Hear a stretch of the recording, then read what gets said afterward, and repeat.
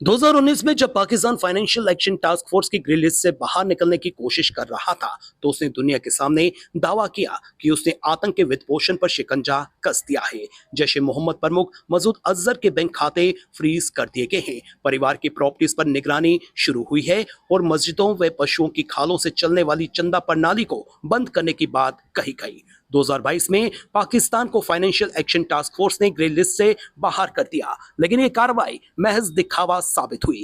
ताजा जांच बताती है कि पाकिस्तानी खुफिया एजेंसीज के संरक्षण में जैश ए मोहम्मद ने फंडिंग के लिए नया रास्ता खोज लिया है। अब बैंक खातों की जगह पैसों का प्रवाह पाकिस्तान की फिनटेक कंपनीज के डिजिटल वॉलेट से हो रहा है। इजी पैसा और सादा पे जैसे प्लेटफॉर्म्स आज जैश ए मोहम्मद के लिए सबसे अहम जीवन रेखा बन गए हैं।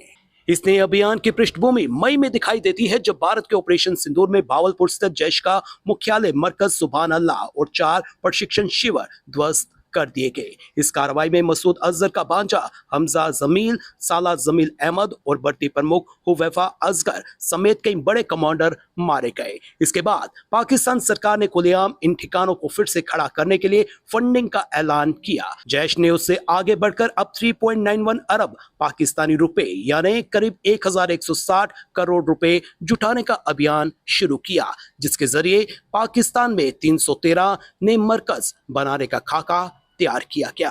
हर नए मरकज की अनुमानित लागत 1.25 करोड़ रुपए बताई जा रही है और समर्थकों से न्यूनतम 21,000 रुपए दान करने की अपील की जा रही है। लेकिन खुफिया सूत्र बताते हैं कि ये मरकज केवल मस्जिद या मदरसे नहीं बल्कि ट्रेनिंग कैंप, सुरक्षित ठिकाने और प्रचार केंद्र का काम भी करेंगे।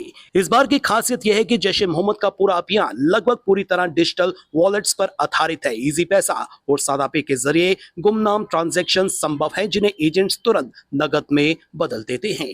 जांच एजेंसीज ने मसूद अजहर के बेटों और भाइयों से जुड़े कई ऐसे वॉलेट्स की पहचान की है।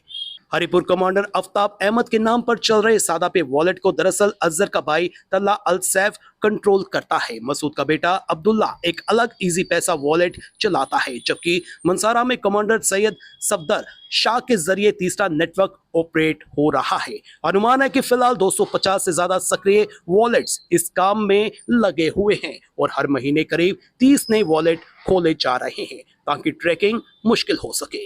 ये प्रणाली बिल्कुल डिजिटल हवाला की तरह है। पैसे छोटे छोटे हिस्सों में बढ़ते हैं और हर कुछ महीने में वॉलेट बदल दिए जाते हैं और फिर एजेंट्स के जरिए नगद निकाल लिए जाते हैं।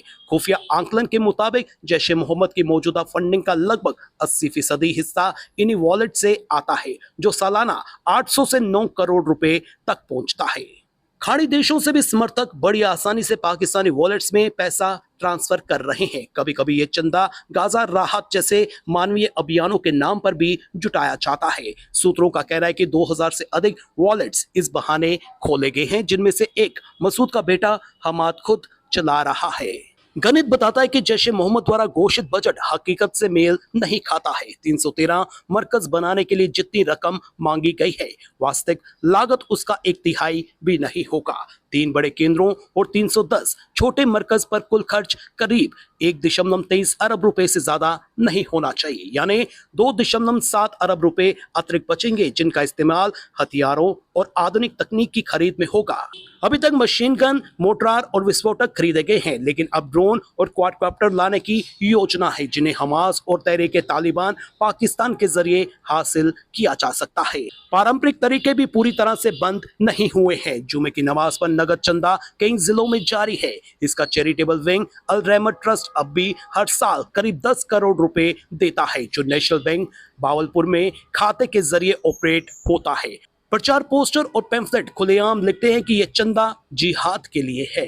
313 मरकज की योजना का असली मकसद है संगठन को विकेंद्रित करना, ताकि भारतीय कार्रवाई से एक झटके में ढांचा तबाह न हो सके। साथ ही साथ ये मसूदा अजहर और उसके परिवार के लिए आलीशान और सुरक्षित ठिकानों की व्यवस्था भी है। कराची में बना मरकज प्रोपोगंडा सेंटर की तरह काम करता है, जो अजहर के भाषण छापता है, लेकिन दस्तावेजों में नागरिकों के नाम दर्ज कराए गए हैं। असलियत ये है कि जैश ए मोहम्मद ने न केवल अंतर्राष्ट्रीय निगरानी से बचाव किया है बल्कि डिजिटल रास्तों के सहारे और भी मजबूत हुआ है। पाकिस्तान का FATF ग्रे लिस्ट से बाहर आना और फिनटेक सेक्टर की तेजी ने उसे नया जीवन दिया है। भारत का ऑपरेशन सिंदूर ने उसे सामरिक चोट जरूर दी है, लेकिन अब असली चुनौती उसके डिजिटल फंडिंग नेटवर्क को ध्वस्त करना है। जब तक डिजिटल वॉलेट्स को बैंक खातों जैसी सख्ती से नियंत्रित नहीं किया जाएगा, तब तक आतंकी संगठन खुलेआम नई फंडिंग की राह बनाते रहेंगे। और इस बार मोबाइल वॉलेट के जरिए सबकी नजरों के ये सामने है।